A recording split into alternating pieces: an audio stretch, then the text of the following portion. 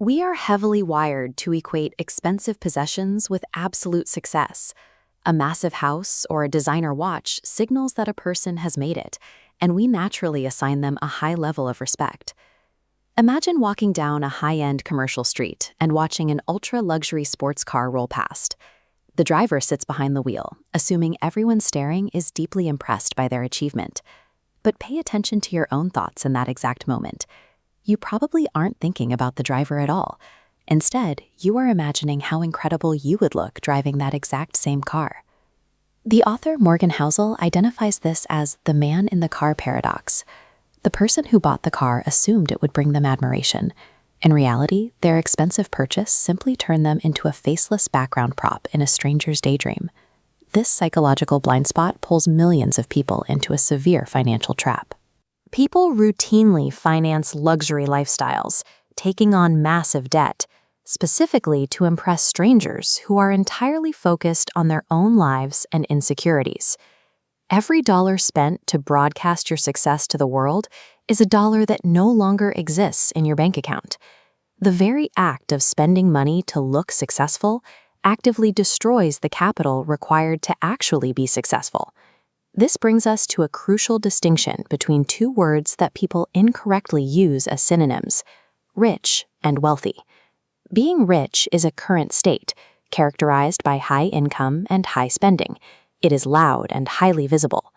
If you earn $1 million a year and spend $1 million a year on mansions and cars, you are rich.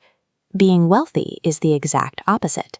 Wealth is the money a person intentionally chooses not to spend. It is the restraint you exercise when you decide against the luxury upgrade. True wealth operates on a mechanic of invisibility. You see luxury cars unbought, and money flowing quietly into a hidden vault instead of a storefront. That vault is built from emergency funds, shares in a business, and investment portfolios compounding in the dark. The math behind this creates a highly ironic reality. A modestly earning individual who quietly saves a portion of every paycheck holds a drastically stronger financial position than a high-earning millionaire who lives paycheck to maintain an image. Visible spending is simply proof of less money. Real wealth is the unseen capital that provides actual security. Building that unseen capital requires a major behavioral shift over a lifetime. Getting rich requires optimism, starting a business, or taking a risk on the market. But staying wealthy demands extreme humility and a healthy dose of paranoia.